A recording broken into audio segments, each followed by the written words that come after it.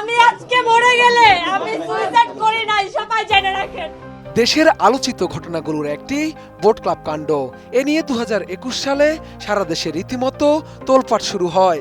ঢাকায় সিনেমার আলোচিত অভিনেত্রী পরিমণি এক ফেসবুক পোস্টে অভিযোগ করেন ক্লাবে তাকে ধর্ষণ এবং হত্যা চেষ্টা করা হয়। ফেসবুক পোস্টের পর ওই রাতেই পরিমণি তার বনানীর বাসভবনে একটি জরুরি সংবাদ সম্মেলন ডাকেন। সেখানে তিনি কান্নাজড়িত কণ্ঠে পুরো ঘটনা তুলে ধরেন। এটা তো বারবার বলার দূরের কথা, আপনি বারবার মনেও করতে চাবেন এমন একটা ঘটনা। সে পরিচয় দিচ্ছে সে নাকি বেনজির আহমেদের বন্ধু, ভাই, কাছের মানুষ। এবং সে আমাকে এটাও বারবার বলছিল যখন আমাকে আমার গায়ে হাত তোলা হয়, বেনজি তো বাপ লাগে, ডাক্তার তো বাপকে ডাকেন, ধরে 300 টুকরা করে ভাষায় দিব। নাসিরউদ্দিন আহমেদ সে বোট ক্লাবের প্রেসিডেন্ট বলছে যে আমি বোট ক্লাবের প্রেসিডেন্ট, আমার বন্ধু বেনজির আহমেদ এসব আমাকে বলছে, আমি এইটুকুই জানি। আমি বেনজির ভাইকে আমি অনেক কানেক্ট করার অনেক চেষ্টা করছি, আমি কথা বলার অনেক চেষ্টা করছি, কিন্তু আমি ওয়ে জানতাম। আমি থানা থেকে শুরু করে আমি আমার শিল্পী সমিতি জায়েদ খান পর্যন্ত 2 দিন ধরে রিকোয়েস্ট করতেছি। আমি তাকে বারবার বলছি, হ্যাঁ সব ডিটেল বলছি আমি তাকে। আচ্ছা আমি দেখতেছি, সবাই দেখতেছে, আমি জানি না আপনারাও কি দেখতেছেন।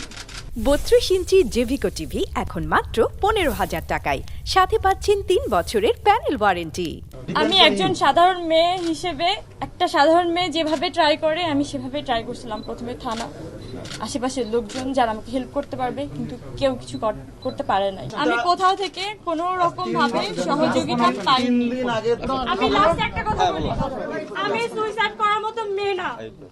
আমি যদি মরে যাই আমাকে বুঝবেন, আমাকে মেরে ফেলা হয়েছে, আমি সুইসাইড করতে পারি না, আমি সুইসাইড করব না। আমি আমার বিচার নিয়ে মরবো।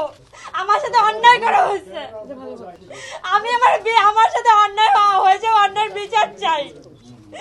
আমি আজকে মরে গেলে আমি সুইসাইড করি নাই, সবাই জেনে রাখেন। ওই ঘটনায় ক্লাবের কার্যনির্বাহী কমিটির সদস্য ও ব্যবসায়ী নাসিরউদ্দিন মাহমুদ সহ 5 জনকে গ্রেফতার করে ঢাকা মহানগর গোয়েন্দা পুলিশ। এরপর ঘটে নানা নাটকীয়তা, গ্রেফতার হন পরিও।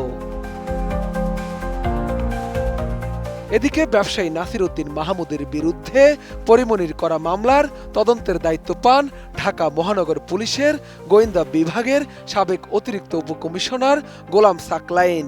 সেই সূত্র ধরে সাকলাইনের সঙ্গে সম্পর্ক ও বাসায় যাতায়াত শুরু হয় পরিমণির। সাকলাইন ও পরীর এই সম্পর্কের সবচেয়ে চর্চিত ঘটনা 2021 সালের 1 আগস্ট স্ত্রী বাসায় না থাকা অবস্থায় রাজারবাগে সরকারি বাসায় নায়িকার সঙ্গে সময় কাটানোর সিসিটিভি ফুটেজ ফাঁস।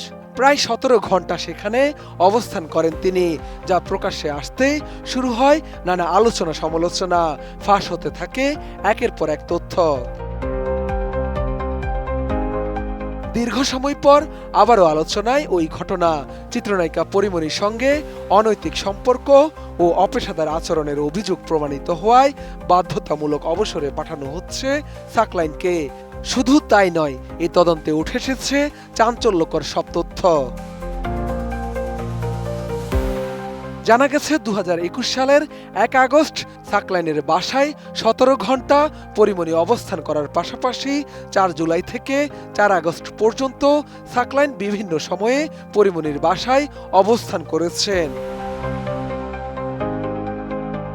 এছাড়া তদন্ত কমিটির সদস্য সূত্রে জানা যায়, দুজনের মোবাইল ফোনে আদান প্রদানকৃত মেসেজ ও ফেসবুক মেসেঞ্জারে কথোপকথন সাধারণ পরিচিতি বা পেশাগত প্রয়োজনে স্থাপিত কোনো সম্পর্ক নয়, বরং অনৈতিক প্রেমের সম্পর্ক।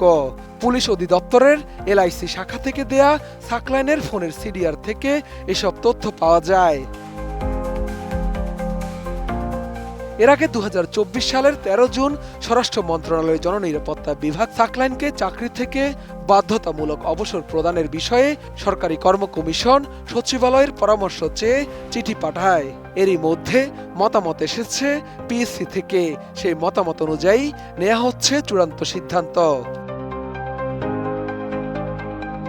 স্বরাষ্ট্র মন্ত্রণালয়ের এক চিঠিতে বলা হয়, সাকলাইন পুলিশের একজন দায়িত্বশীল কর্মকর্তা হয়ে সরকারি দায়িত্বের বাইরে নায়িকা পরীমনির সঙ্গে অতিমাত্রায় ঘনিষ্ঠ সম্পর্ক স্থাপন করেছিলেন।